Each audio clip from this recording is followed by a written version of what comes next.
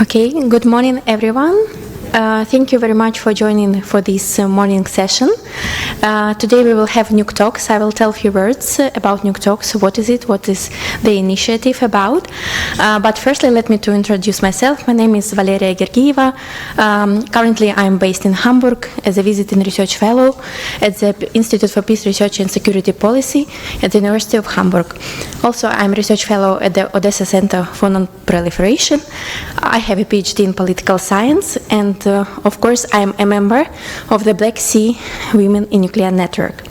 So today we will have NucTalks, which is initiative of the Black Sea Women in Nuclear Network. So I will tell you just a few words what is the network about, and of course we'll promote it a bit and we'll invite you to join our network. So Black Sea Women in Nuclear Network is a regional professional organization that unites experts in nuclear fields from the Black Sea region. Currently, network consists of members from 30 countries from all over the world. So any professional can join us, no matter of the age, professional expertise, or the country of origin. We are open to anyone who is ready to contribute and to be part of our not just network but family. And NucTalks is an initiative by our network, and it's already 2 years initiative, so quite long-standing. And the main idea was to create this initiative because we wanted to raise awareness in nuclear field. So every 2-3 months, we are gathering online to discuss the most relevant topics in our field. We are trying to engage as more as we can with our Black Sea region experts. In this regard, we're trying to promote each other. Also, like international also experts participate in the NucTalk, so it's becoming more and more relevant and popular, I would say.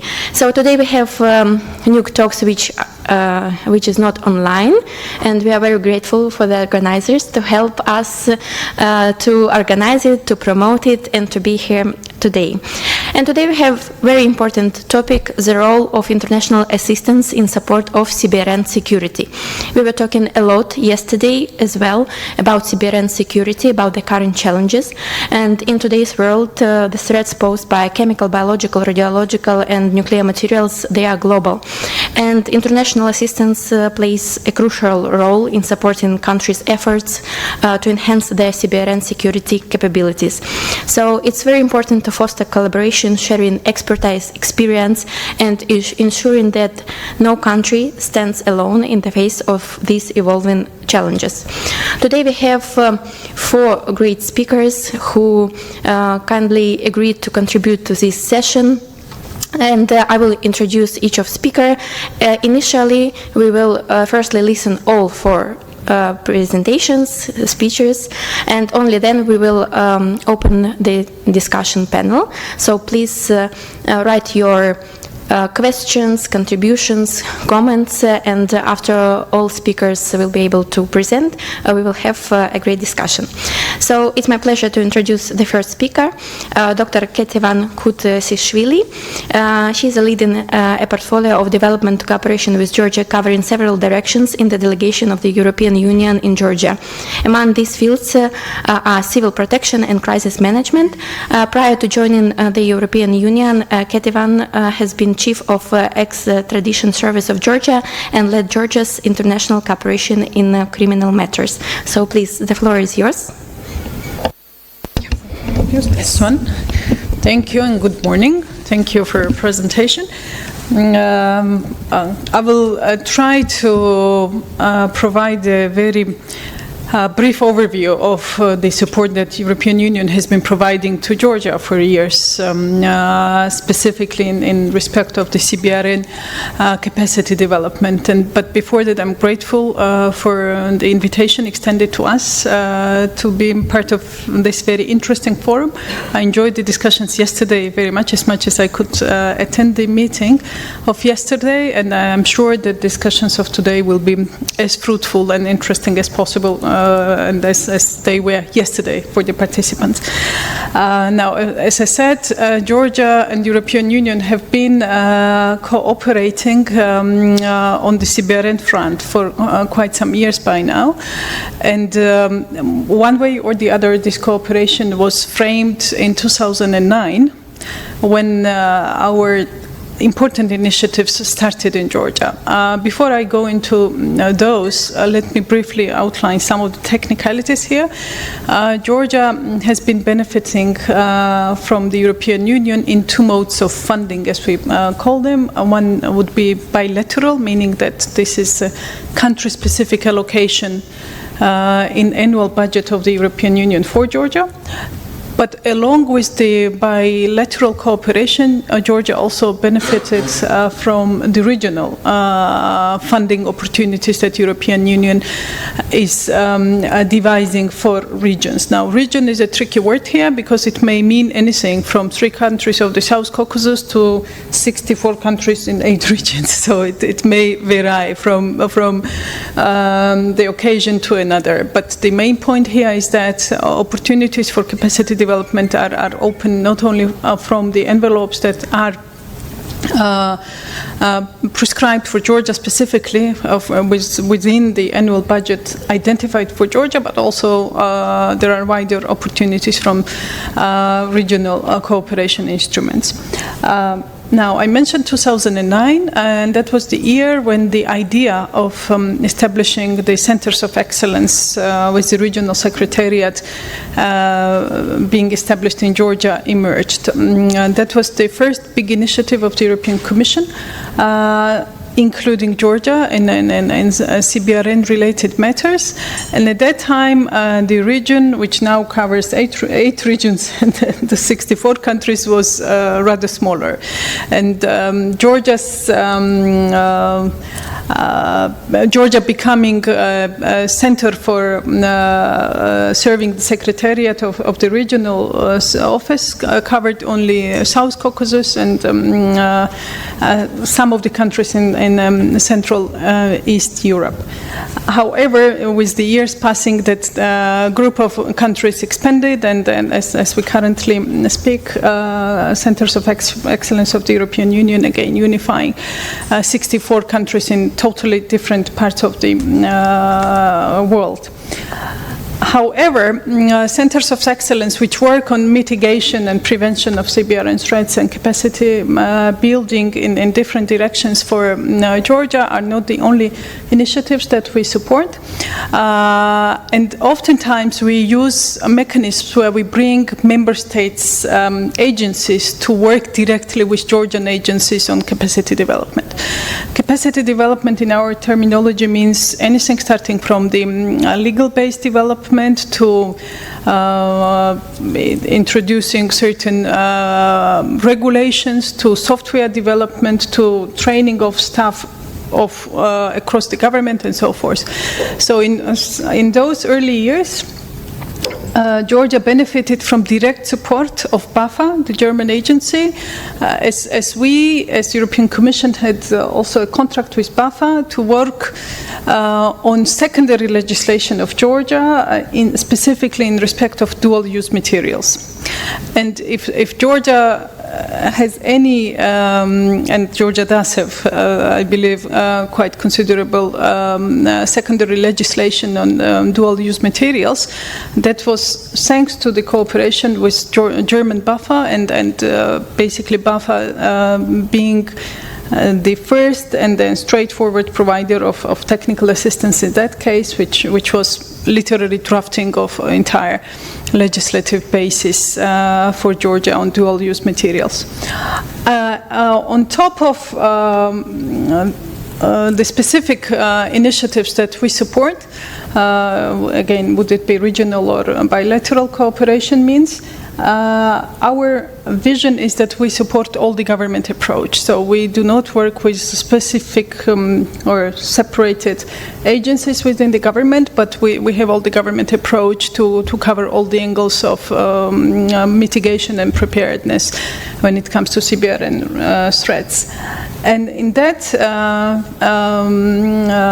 angle, we do work with not only those who are specifically in charge of development of policies, including strategies and action plans, which again have been supported with different initiatives of the European Union in Georgia, but also with responders. So in that sense, our cooperation extends to the Ministry of Interior, and we are heavily involved in capacity building of firefighters and others who would be responding, as well as the Ministry of Environmental Protection and Agriculture, where a specific legal entity of public law in charge of CBRN operates in Georgia.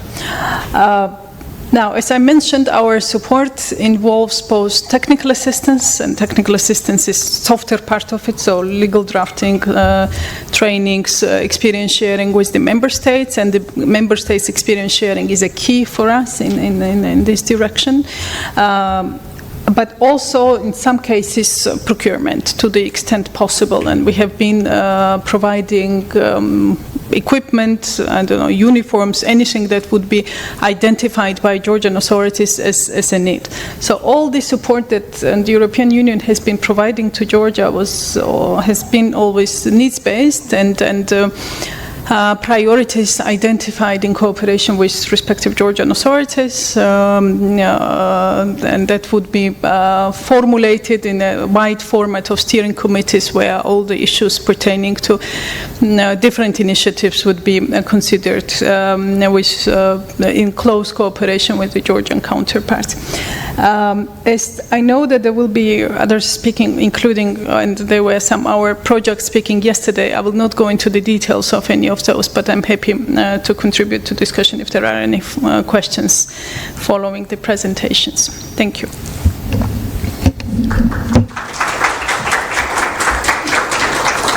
Yes, thank you so much for sharing the experience. Please also prepare already some questions and contributions.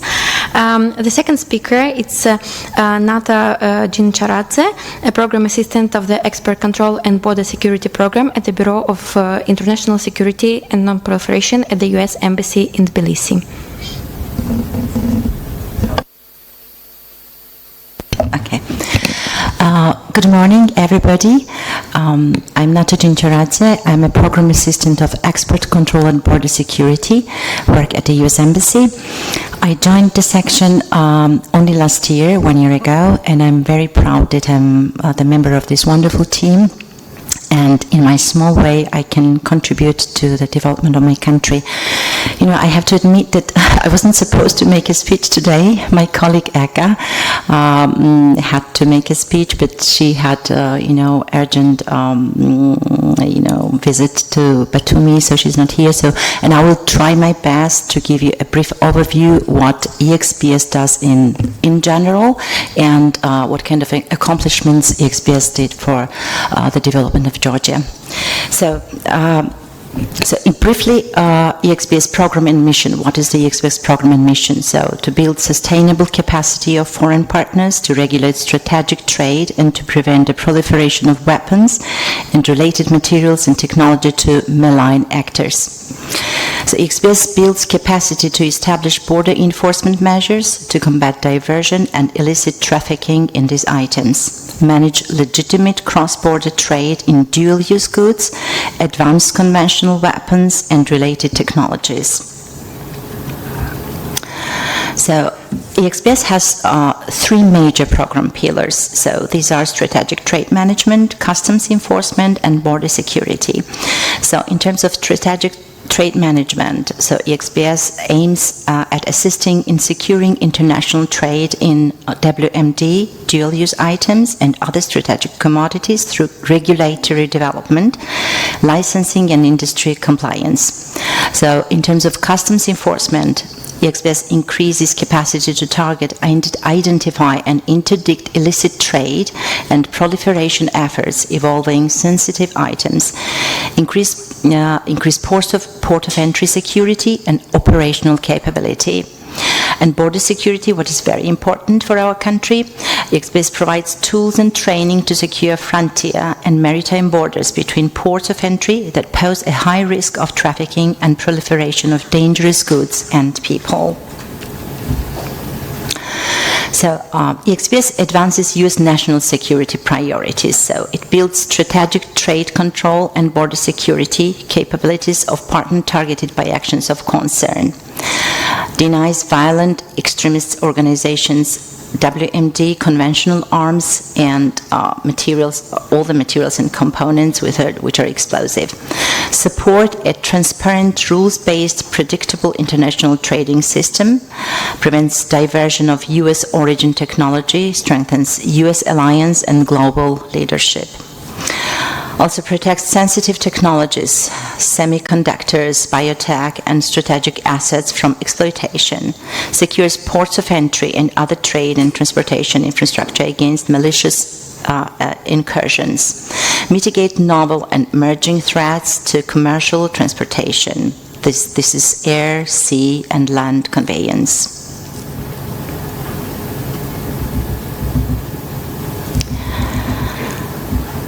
So for EXBS, it's very important to have strategic partners and partnerships. And EXBS Georgian strategic partners are Georgian Revenue Service, Georgian Customs, Ministry of Internal Affairs, Georgian Border Police, Ministry of Defense in licensing aspect, and Nuclear Radiation Safety Agency. So Georgia Revenue Service. So we used to work very tightly with Georgia Revenue Service, and GRS is actively reviewing shipments for sanctions evasions and consults with traders to avoid potential sanctioned operations, average more than 500 official letters and informal consultations per year. Also continues work on an explosive program.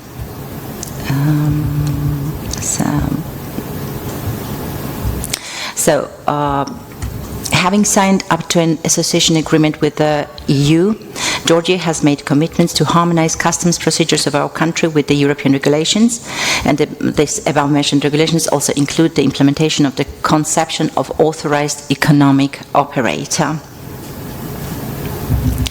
So I will also share with you some of the major or significant accomplishments in 2023, the year when I joined the EXBS. So EXBS, in cooperation with the U.S. Homeland Security Investigations, conducted a small arms light weapons trafficking workshop for Georgian law enforcement agencies, and this workshop was focused on specific regional and national enforcement challenges related to arms trafficking.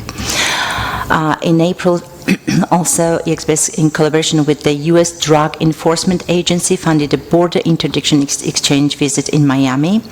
And the goal of the visit was to demonstrate the best practice of the interagency cooperation to prevent cross-border crime and increase detection of proliferation of illicit items on the borders.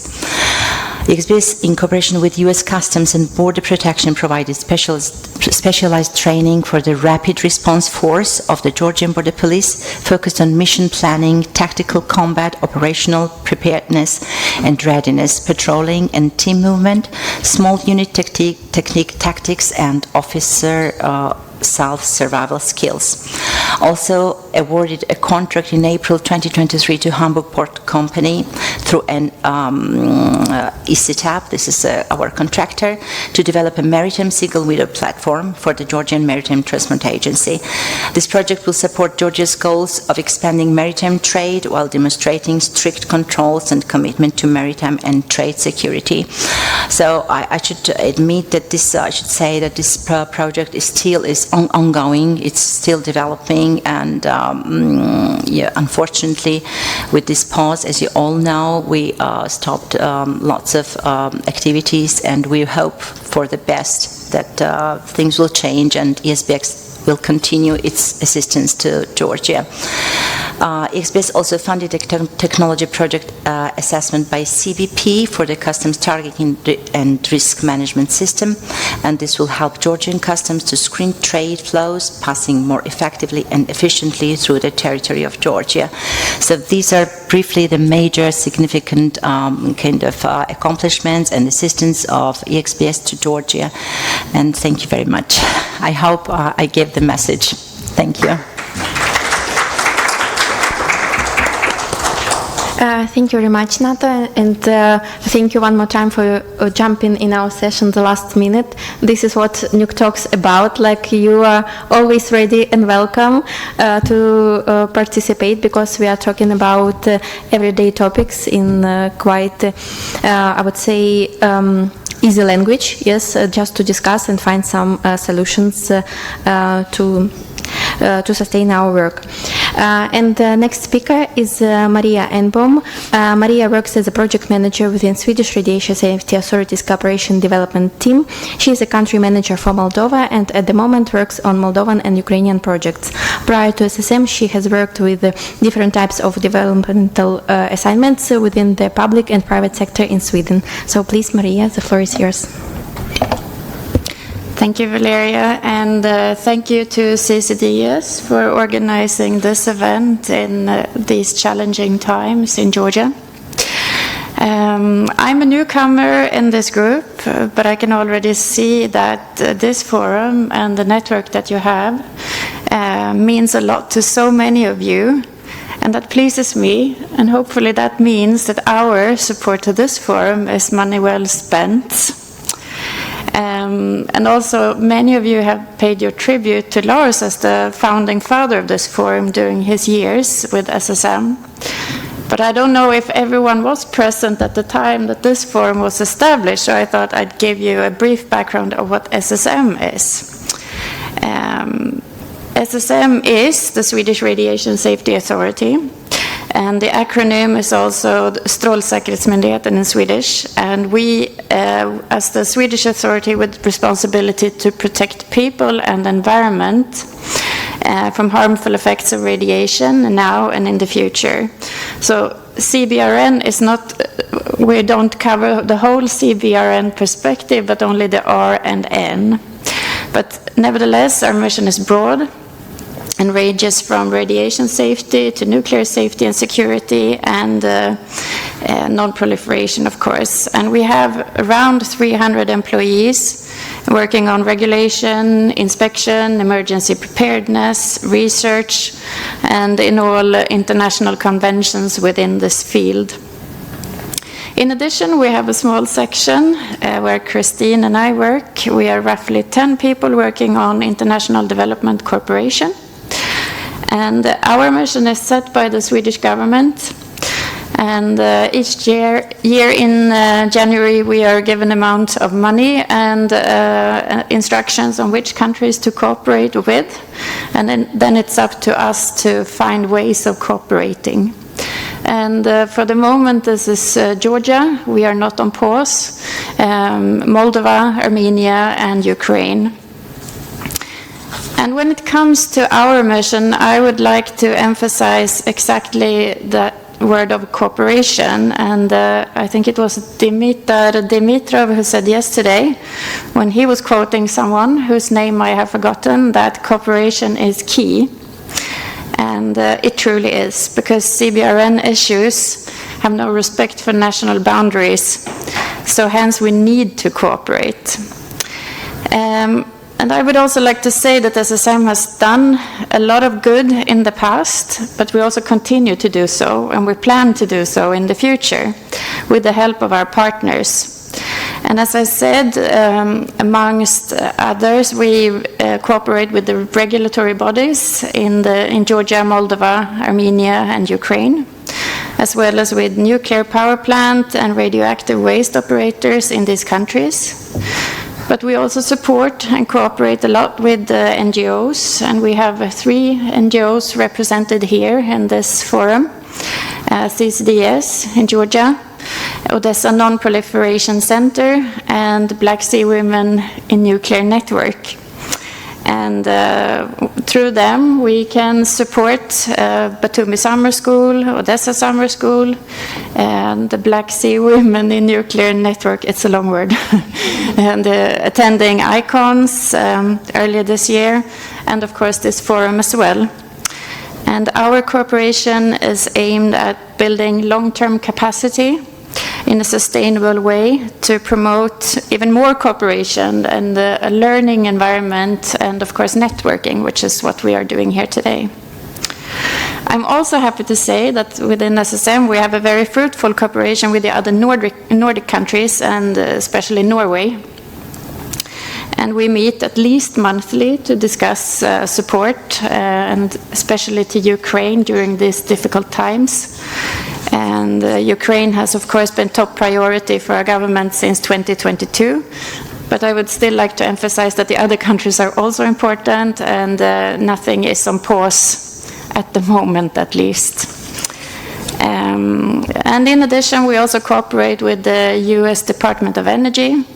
And we are again establishing a cooperation with the UK Department for Energy Security and Net Zero, which is that we are very pleased about. And of course, we have long-standing cooperations with the IAEA, EU, and the Swedish International Development Cooperation Agency, SIDA, and of course through the Global Partnership and ISI. And again, I would like to emphasize that cooperation is key on both the donor side with our partners to ensure that we get most bang for the buck in what we do. And we also aim to be more than just a silent donor who sends money to different projects and hopefully receive a project summary in the end. We want to be present, and we are very pleased to be present here in this forum today. Because we also see that the exchange that we can when we interact is very fruitful on both sides.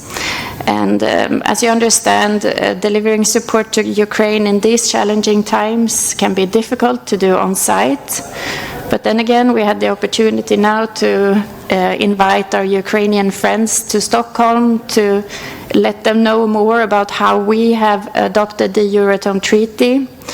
And I can say that this is capacity building not only on their side, but definitely on our side as well. So we learn a lot from each other. And we also have a good way of cooperating in solving issues because, of course, issues arise now and then. For example, we now have technological equipment stuck in Central Europe meant for Ukraine, and we have problems with transportation. But then we can team up with other donor friends, and of course Ukraine as well, to find solutions. So again, cooperation is key. So yes, I would like to say that we want to continue to cooperate, continue to support the civil society as well as authorities and other organizations involved in this CBRN field to build resilient bonds, to tackle CBRN issues now and in the future across national boundaries. So thank you. Yes, thank you, Maria. And just to add a few words, that really the biggest proof of the importance of cooperation and assistance is here in this room, which is full of people and organizations who are doing so much. And everything is possible just because of this assistance and cooperation and finding the source abilities. So yes, thank you. It's really important to talk about it, to show these opportunities to others, maybe, who still haven't met the right people and organization and support. So this NucTalks is also about this, like to demonstrate the opportunities and how it's important to ask, to cooperate, and to hope, I would say. Yes, thank you. And our last but not least speaker is Dr. Naida Shamilova. Since 2016, she joined the United Nations Office on Drugs and Crime as regional coordinator with UN ODC passenger and cargo control program, being responsible for the Black Sea and Southern Caucasus region. Since then, she served in various duty stations, including Georgia, Ukraine, Albania, and Turkey, including also as head of UN ODC program office in Georgia and Albania. So please. Thank you.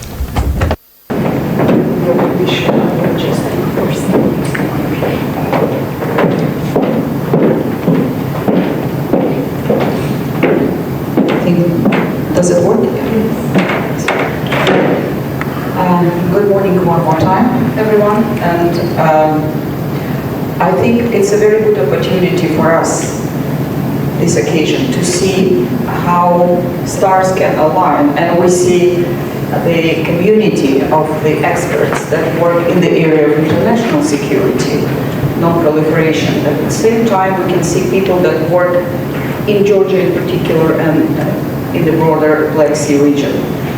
I'm happy to tell you a little bit about the work that we do as a UN Office on Drugs and Crime.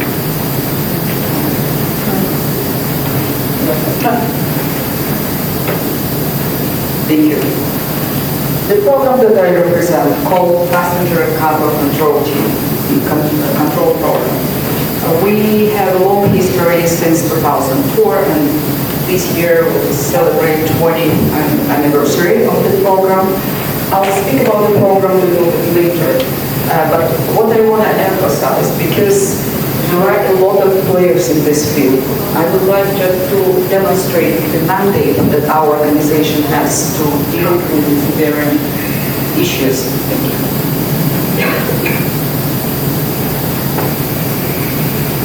That is served from the UN General Assembly on technical assistance that provides us with a mandate to work in the field of CBRN. International legal framework against chemical, biological, radiological, and nuclear terrorism.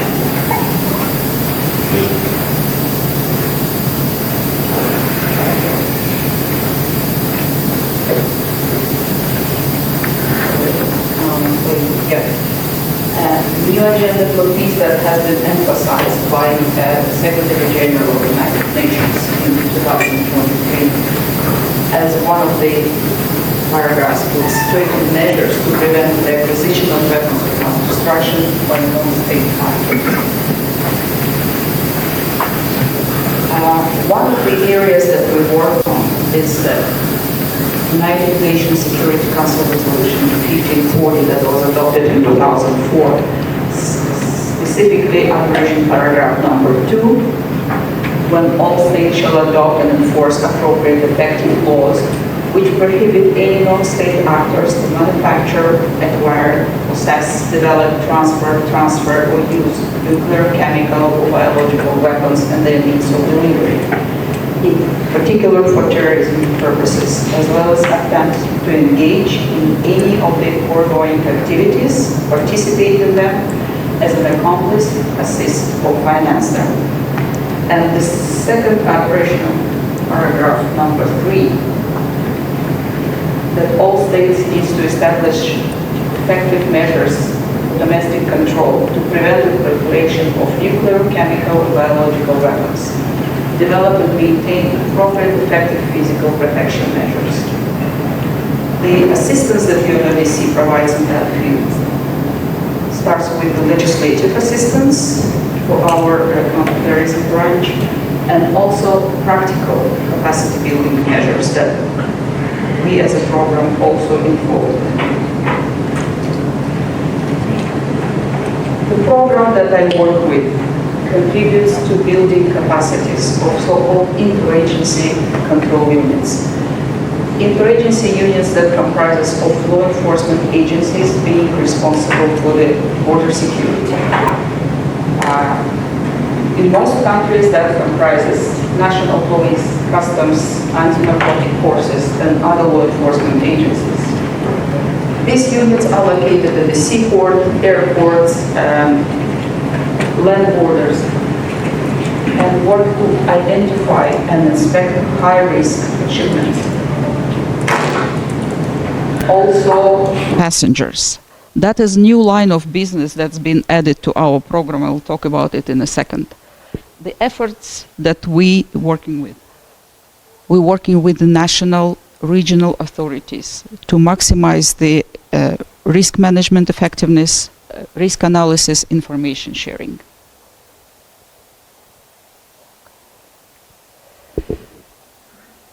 Last year in 2023, 2 flagship programs of UNODC have been merged. So it's our former name, Container Control Program, and another addition to us, Airport Communication Program. So This merge created our passenger cargo control program. What we do? As I said, we build capacity of the member states and their law enforcement agencies in the airports, seaports, land borders to safeguard security of the country, to facilitate legitimate trade through the protection of the supply chain and movement of the passengers. We create so-called interagency units. We build the technical expertise, substantive skills, and fostering the communication, information exchange, and cooperation. At the moment, the program is present in 86 countries, and these units have been 179 units created in 10 different regions. That just to give you the overview where we work.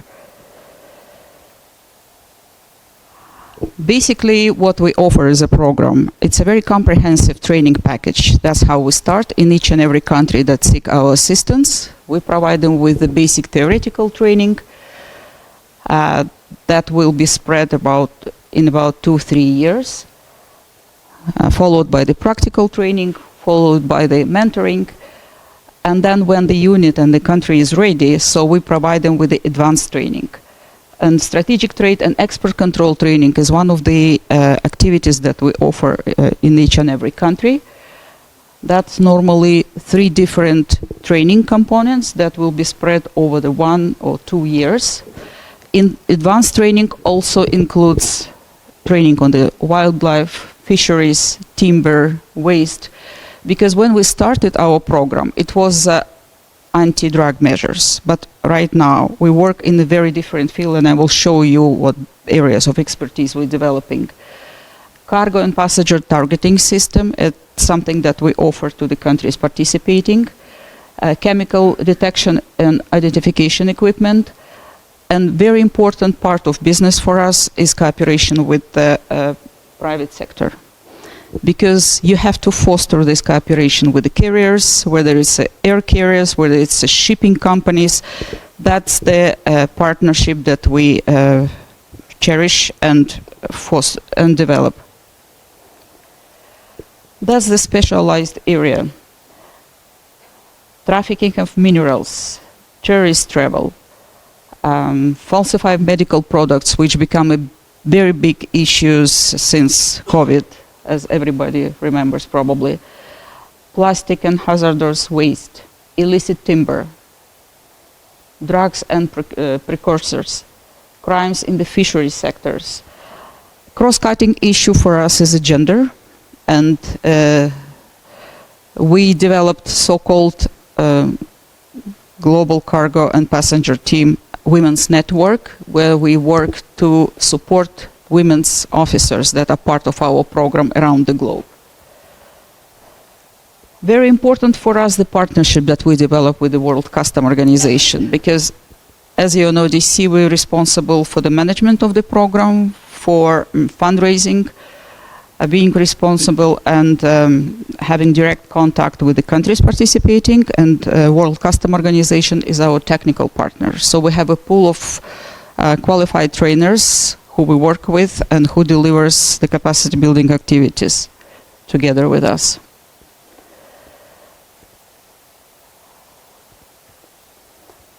Just to show you some of the results for 2023, because the concept sounds very simple, interagency cooperation. But believe me, when we start in each and every country, sometimes you have in the training room representative from law enforcement agencies sitting in 2 different corners, because there is always lack of trust. There is always the mentality, especially in the post-Soviet countries, let me put it this way, that information, you have to hold it. You cannot share that. Or you have to ask your superiors, can we do that? So that's something that is very typical, that what we see in each and every country. And this trust building is the concept that you work together for the benefits of your country. That's a very important message that we try to deliver. And Georgia would be a perfect example of a cooperation that we developed since 2012. Georgia is one of the flagship countries that hosted so many visits from different regional and international delegations who came here to learn how to do that. Because in Georgia we have representatives from 4 different agencies that are part of our program. We know that Black Sea and Southern Caucasus region is, we call it crossroad between Europe, Central Asia and Middle East. It's a critical intersection, especially now when many of you probably know about this new One Belt, One Road initiatives that are being developed from China to Europe that will go through Central Asia, through Caucasus to deliver goods from that part of the world, from China directly to Europe. The importance of this trade and transit corridor cannot be underestimated. And another thing about Black Sea region, we know that regional security architecture has been challenged in this region for a number of years already. We're talking about the war in Georgia, we're talking about situation in Moldova, we're talking about war in Ukraine at the moment. So that's why with all the challenges that this region experiences, international community cannot underestimate it and it cannot walk away from that. That's the countries that I'm responsible for. As I said, Georgia, we have 4 different agencies that are part of our program. 4 agencies now are part of our program in Ukraine, Azerbaijan, Moldova and Armenia.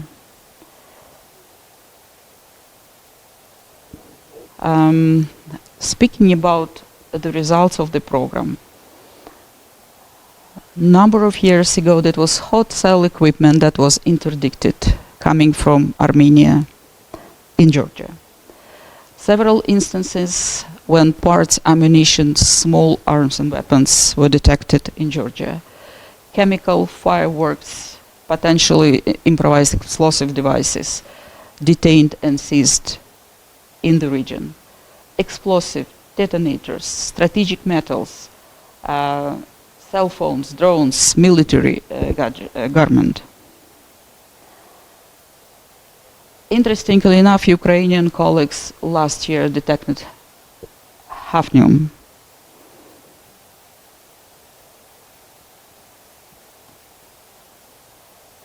Just to show you some pictures, and it's military truck that also has been stopped and seized by Ukrainian team.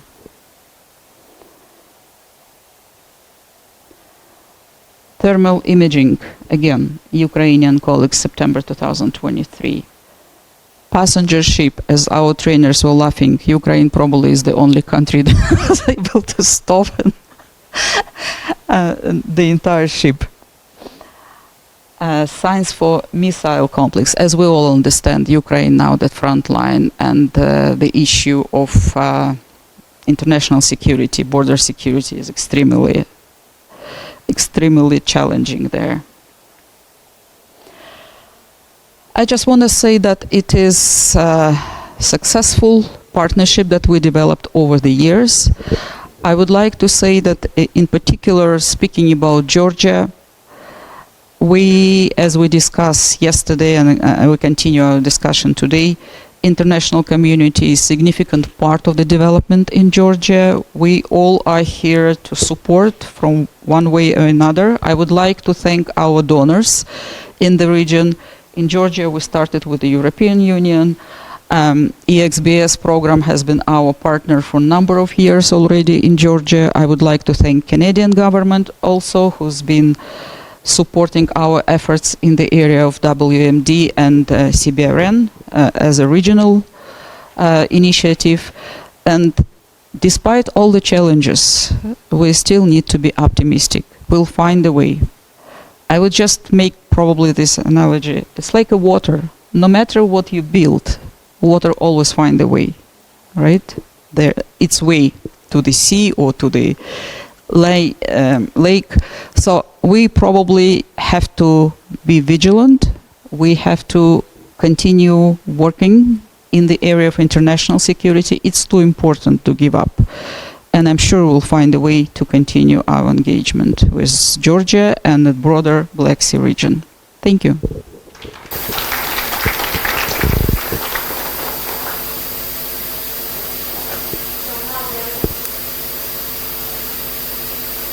Stress that this is not just Q&A session discussion. So if you have a question, please ask. But if you have a comment or just you want to share your own experience, I've already see one hand of the El Presidente of Black Sea Women of Nuclear Network. Yeah, so please, before asking a question or doing a comment, introduce yourself. Yeah, please.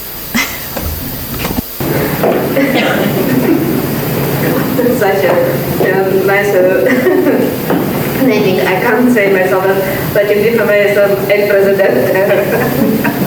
It's our joke inside the network.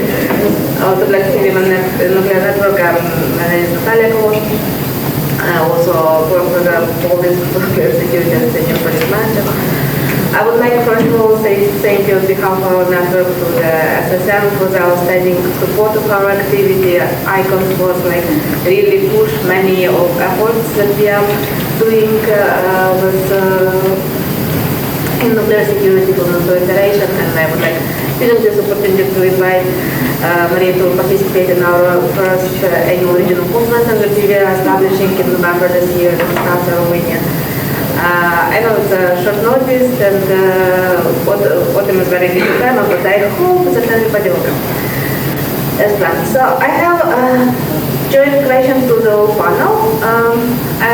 Despite the main challenge and change what we have at the Russian war against Ukraine, what challenges come to your work in recent years? And what threats you will identify? What really influenced your work with international assistance and stress in civilian domain? Thank you. Who's the first one? I will briefly. Yes. Thank you for the question. In our case, the prevention support in direction of prevention has been strengthened in a way. As I mentioned, we are not only providing technical assistance, which is advice rather than softer part of it, but also procurement. And I didn't mention the obvious suspects with whom we cooperate, starting from customs to patrol police, border police, because in Georgian case, border crossing points are managed not by border police but patrol police, so they are also relevant in this talk. We did support procurement along with technical assistance to basically strengthen the deterrence capacities and then try to support Georgia in identifying threats earlier. So that would be something that we did really put our emphasis during last years. Yeah.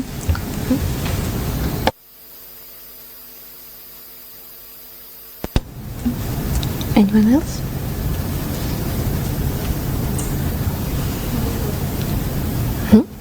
Okay, and do we have any more questions, or I will ask?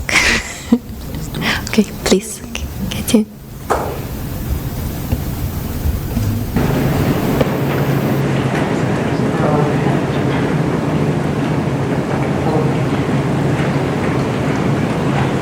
Thank you very much for the panelists for a great session. I have the question to Nadia. She mentioned that the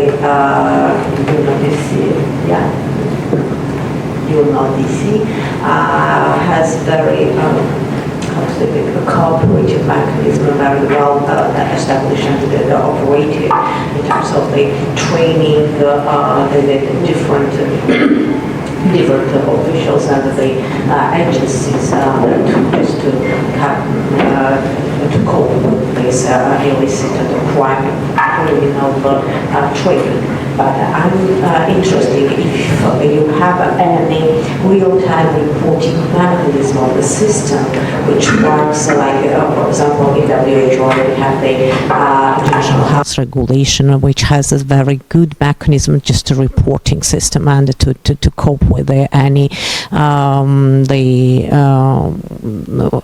for example, the crimes or not crime, but the critical emergencies, and it like just help us to prevent any forecasting the dangers, for example, in terms of the diseases. Do you have similar?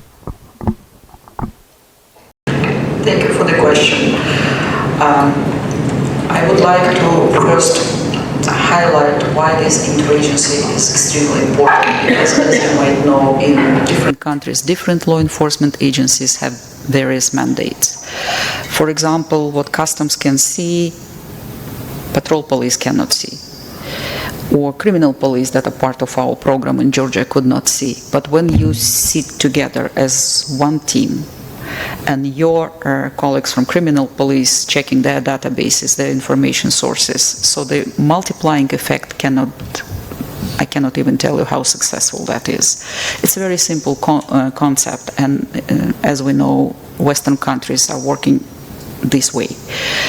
So we have to work together with these countries that requires our assistance to demonstrate, to show them that this team spirit can benefit tremendously the country.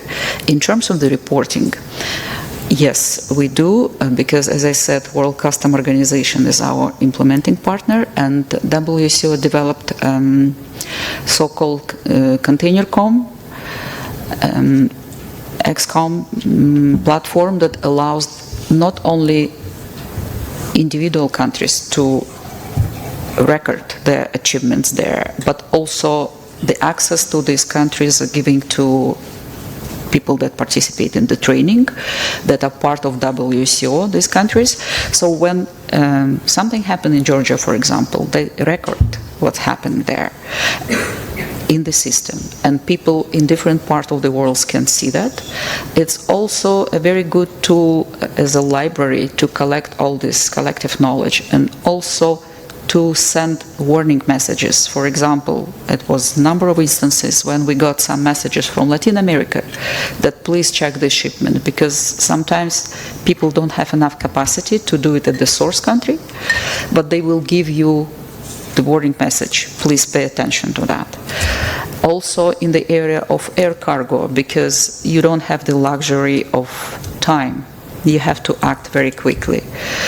And it's very interesting to see how the professionals sometimes develop even faster mechanisms. They would create in the signal or any other message the group that will be, you can become member of this group only if somebody introduces you to that. So in real-time operations to ensure that this communication happens.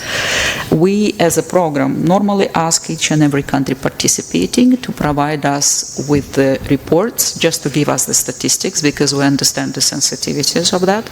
We always say that the program belongs to the country. We're only facilitating the program.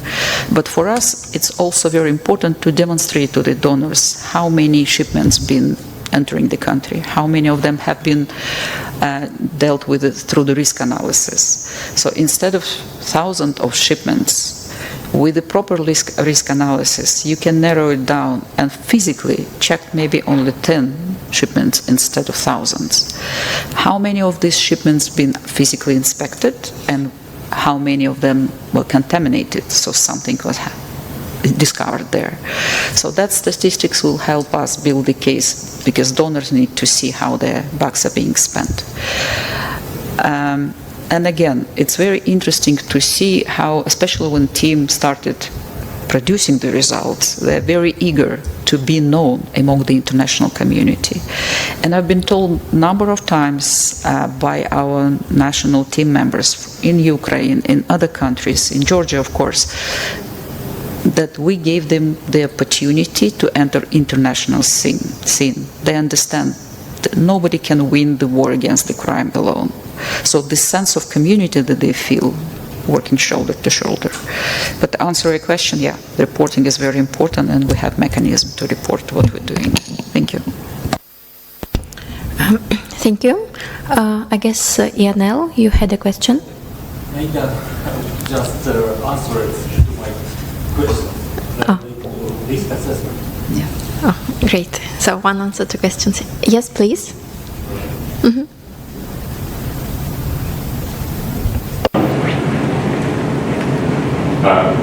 Okay, my name is Mason Soul. I'm with the Civil Council.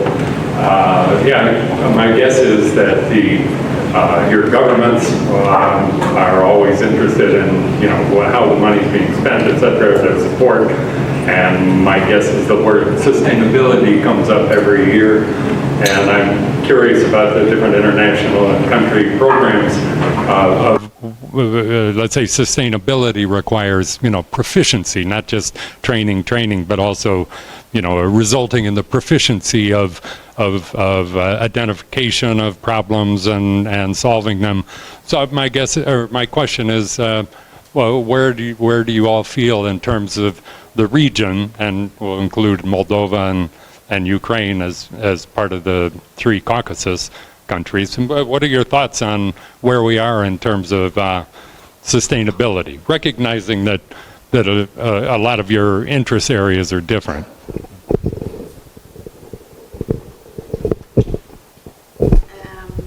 Yes, from SSM side on it, I think we are going in a good direction.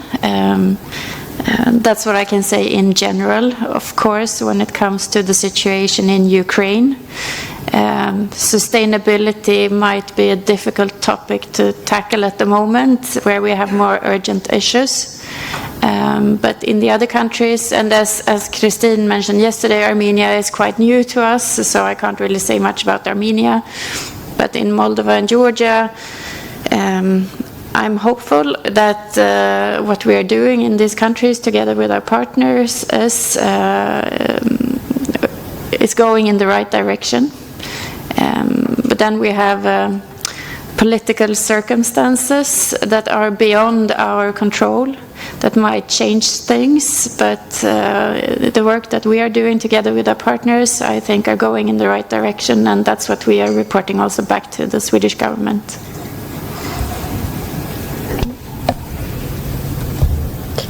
Yes, thank you. Please. Maybe from the practical point of view, as a program implementer, the topic of sustainability is very important for each and every donor, and for us also, because we need to decide what we do next. And when, for example, we start working in the new country, we always put as part of our requirements to keep people in their positions for at least 3 years, because all the investments that we're making.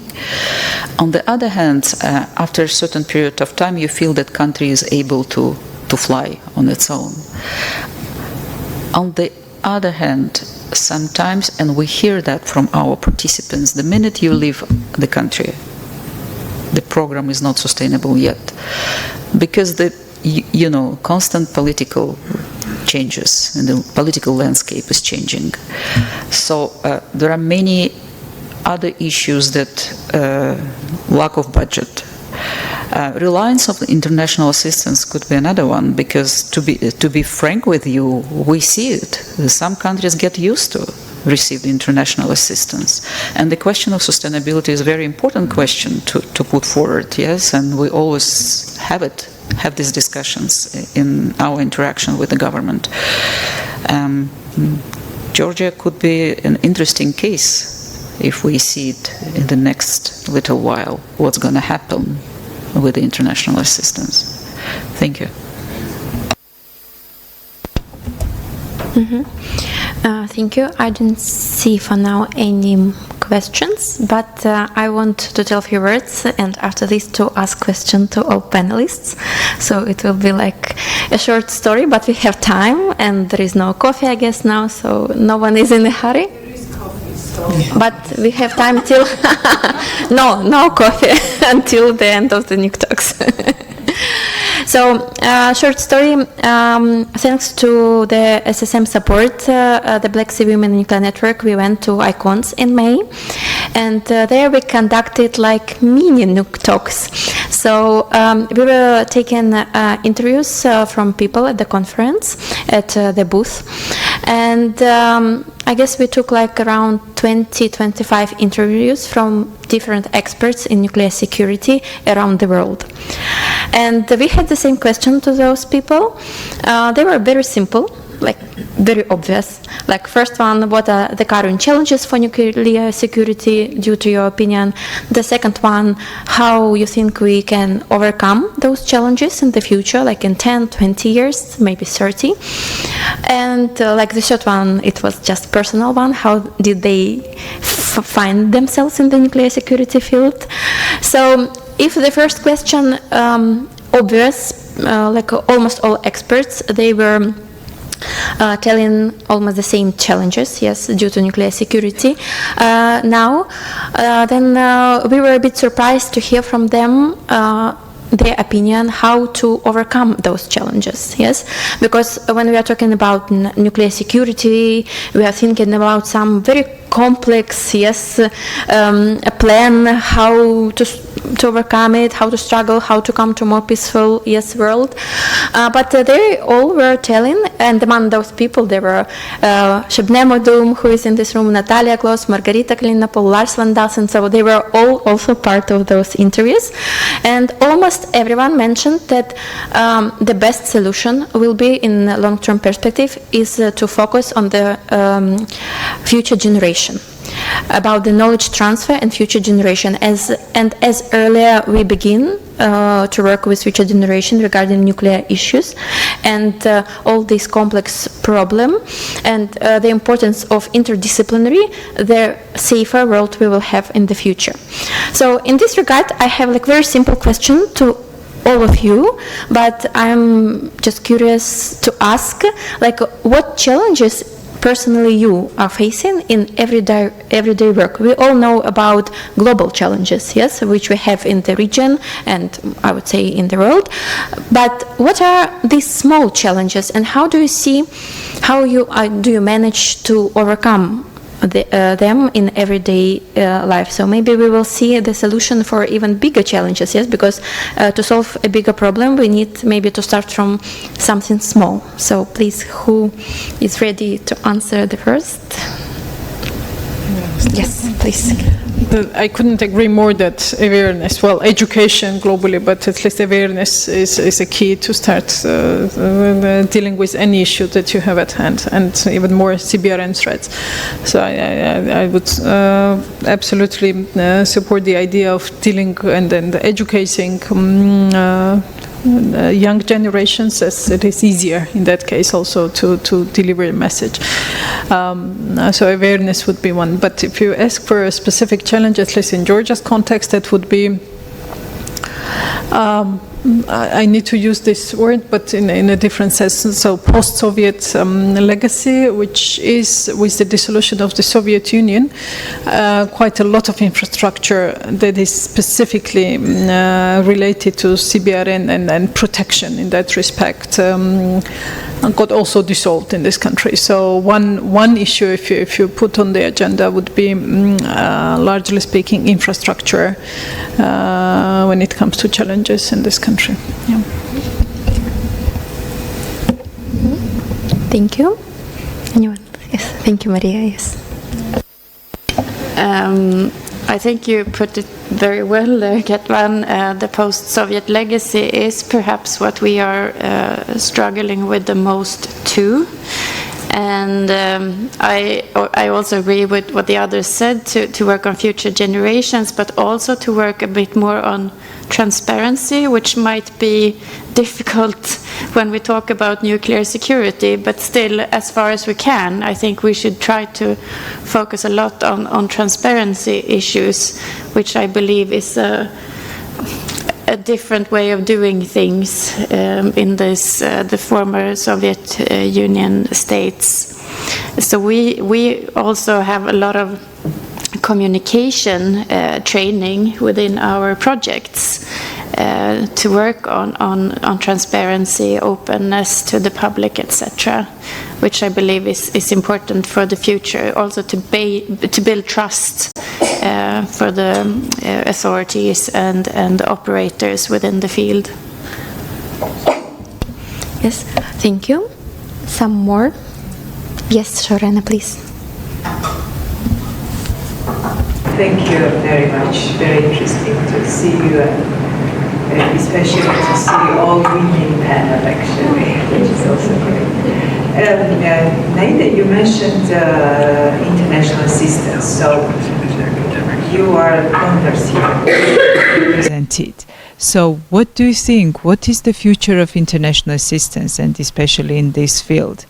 And we speak about sustainability, because sustainability is the path that countries gain their own capacities, money to continue being involved in this cooperation, not specifically in getting money and be a consumer of this.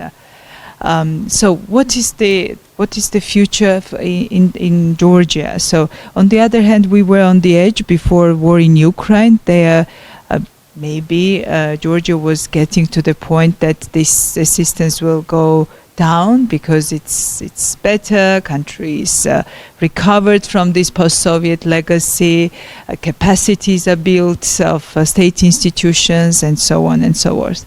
Then this war came across Russia's full-scale invasion, and like a domino effect, different effects this war is still having on our countries, on Moldova, on Georgia, and it's about democracy, about deterioration of cooperation with international partners. So I mean, in this sense, actually, even the this assistance concept, it's not changing, of course, but there is so many questions, especially in this to put it in political context. So you have this political context on the one hand, and on another hand you have these decades of work which we were thinking that would transform, convey into more capable public institutions, state institutions capable of avoiding threats, of combating them independently with consultation of internationals, but still independently dealing with them. So in this very kind of, it's just reflecting about the situation. So on the one hand, as donors, how do you see and how long this support in this way as it is today will go on? And on another hand, in case of Georgia and Ukraine, in war, Georgia's democratic backsliding and what's going on. I mean, it's another context which also just brings us to look at international assistance and development assistance with different angle and different loop. So, I mean, this is just reflective. It's even not a question. So, I would like to invite you to just give your perspective on that, because I truly believe that you in your offices at certain point you have this discussion, especially when political decisions should be made about certain funding or directions of funding. So just your very short reflections on this matter, please. Thank you so much, and sorry for this long long introduction, but thank you.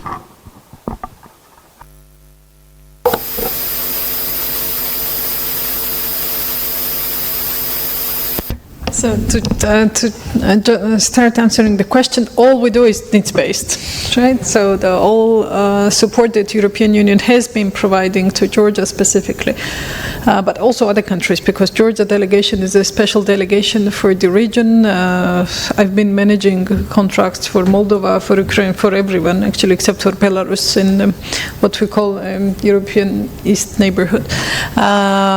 So in all those cases, all our assistance has always been needs-based. Now, until when the needs last, it is very hard to predict. But what we see definitely is that those needs are in some cases diminishing, in some cases changing, and new needs emerge because of overall development, I don't know, technological novelties and so forth. So it's not only specific isolated needs that beneficiary governments have, but also the circumstances. So with that, of course, the environments change. We see some excellent sustainability examples in our development cooperation, which probably also go a bit beyond CBRN, but there are some where the assistance was simply stopped, not because of any other reason, but because the goals were attained. Just one specific, again, outside of CBRN, but still partly also covers CBRN, the visa liberalization for Georgian citizens.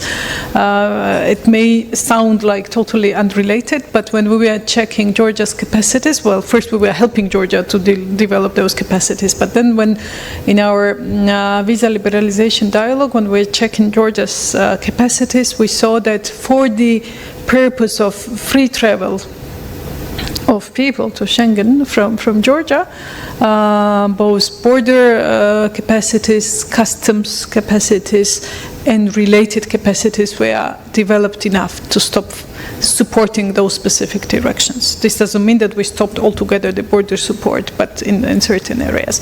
Without concluding this, of course, the visa liberalization, now political decision could not have been made. So again, just to highlight, maybe a little bit outside of CBRN specifically, but again, part of visa liberalization also coincides with the needs of CBRN work. There are good examples of reaching the point when the assistance is simply not needed. But again, new circumstances develop and context changes, and that's how the development cooperation goes so far. At least this has been so far. We will see how it goes next. Yes, please, Tamara. First of all, let me thank all the panelists for such interesting presentations. And my question is about your experience and your understanding. So, based on my experience, there is donors are not interested, and I think this is some kind of it makes some kind of gaps and makes difficult for our country to develop.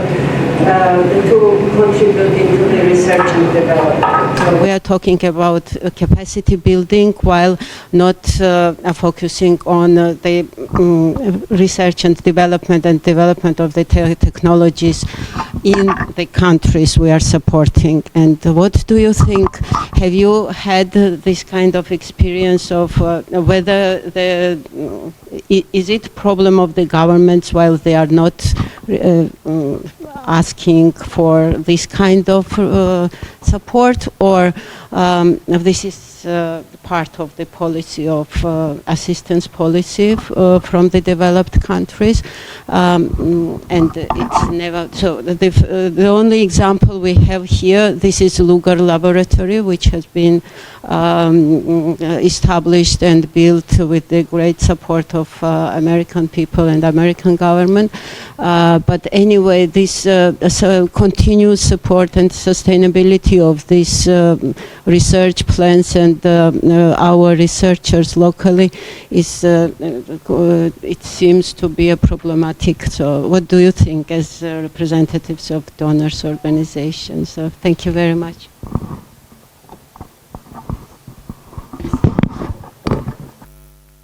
So who is ready to answer, please? I must say I didn't hear the question very well. Can you repeat shortly? I think your microphone wasn't on. I was interested in how donors perceive and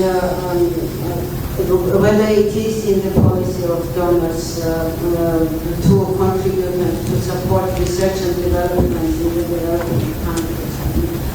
When you were thinking and trying to build capacity of state institutions or provide some kind of capacity for establishing research institutions institutions or which might be for a long run useful for the country to build the capacity for themselves? A quick comment from me, yes, that would definitely be something that we could support. It's a short answer. Because of course that is crucial in building local capacity, as you say.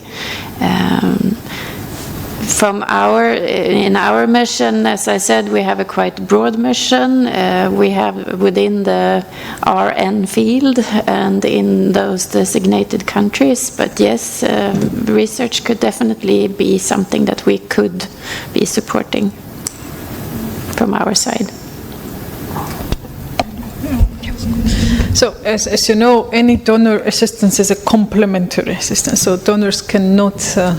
I don't know any donor that can totally substitute government.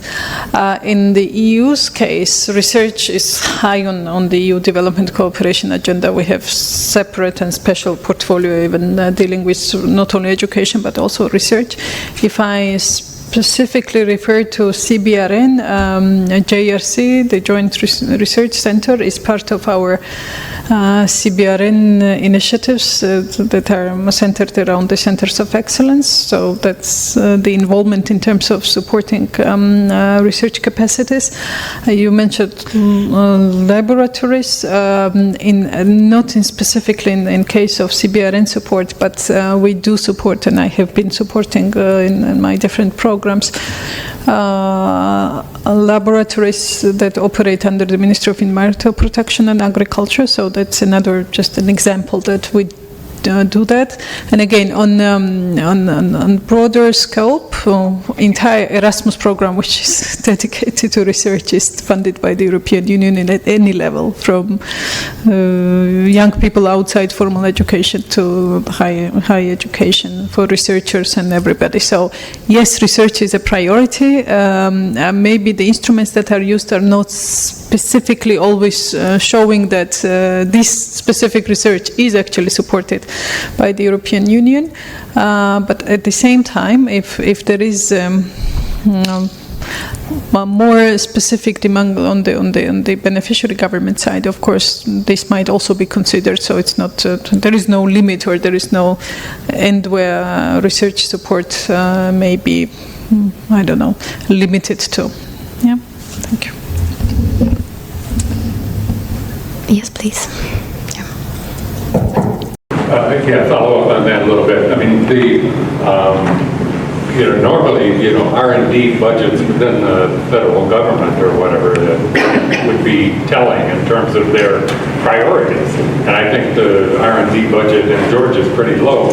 And the interest, the governmental interest in science and technology, I think generally has been pretty low. That's my opinion, but I've been around here some. I think somebody can argue that if they like. The other thing, going back to education, education is critical, obviously, but then whom to educate? A lot of the young the really good students are leaving the country, going to study somewhere else, and whether or not they're going to come back is questionable. And again, I think you can ask the Institute of Physics, but I think their budgets haven't been really great. I'm not sure what their student body is right now, but I think it's below where they would like it to be. So at any rate, again, demographics are important in all of Europe, here to U.S., etc. And so how do we get students into the scientific and engineering field? Many of them are moving, say, to cyber information, which is critically important to nuclear security and all the other CBRN stuff. But anyway, you want to tackle demographics?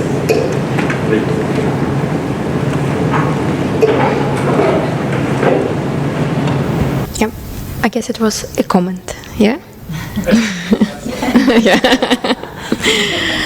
Yes, thank you so much. I guess we are run out of time, just perfectly on time finishing. I want, first of all, to express the gratitude to our speakers for your time, for your efforts, for your expertise and experience. Thank you so much.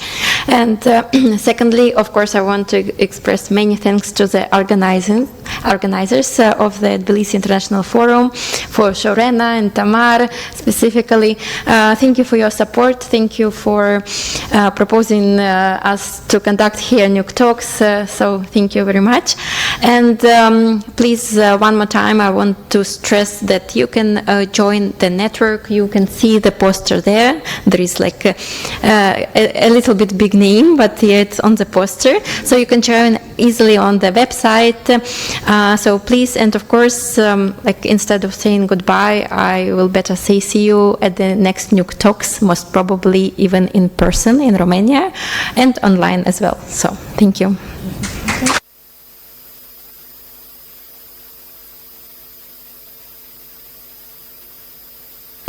It's coffee break for everyone who are listening.